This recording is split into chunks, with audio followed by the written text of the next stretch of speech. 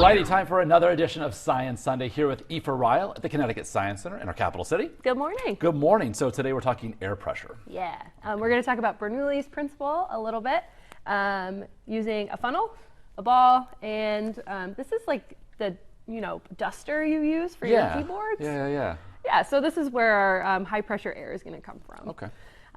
So we have our funnel here, and obviously the funnel is sloped. So if I try to keep that ball in there, yeah, exactly, right? It's not going to stay. Right, it's going to come right out. It's because of that slope there, gravity. Yeah. Now, what I'm going to do in a second, we're going to actually put some air. This is going to be moving at a fast speed through here. Okay. So we're going to just see what happens to the ball. Okay. So if you wouldn't mind. Sorry. That's all right. Slippery. You can put it right in there. And I'll tilt it down once we got the air going. Okay, I'll be ready to catch it. So a little bit different this time. Again, if I hold it at that same angle, it'll fall out. If we put the high speed air,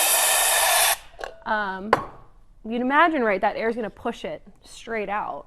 But not so much. But instead, yeah, it's actually holding it in even when we tilt it down to that angle. So again, we're talking about Bernoulli's principle here. When air is moving really fast, it has a low pressure.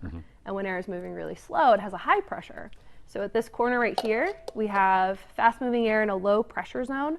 But then as our funnel widens out, that air slows down and it has a high pressure. So our ball is being kind of kept in by that high pressure area at the end of the funnel and that low pressure zone in the inside.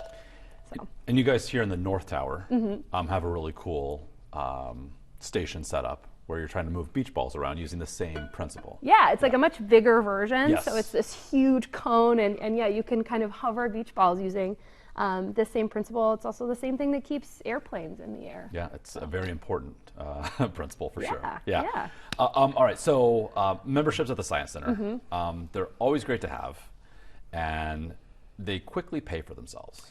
Yeah, I think it's like after 2 visits. Yeah. So come check out our Bernoulli blower twice. Yes. It's paid for itself. But we also have science fiction, science future, a new exhibit coming in March, new space gallery redesign in November. So it's a good year for it. And it comes with reciprocals, discounts for parking, all sorts of neat things, discounts at the gift shop. Yeah. And really, I mean, there's over 165 interactive exhibits. You can't do everything in one visit. Right. So might as well, come more than once, and it pays for itself. Yeah, absolutely. So ctsciencecenter.org is where you can learn more about that and secure membership if you're interested. Yeah. All right, Aoife, thank you so much. And of course, we'll see you for another edition of Science Sunday next weekend.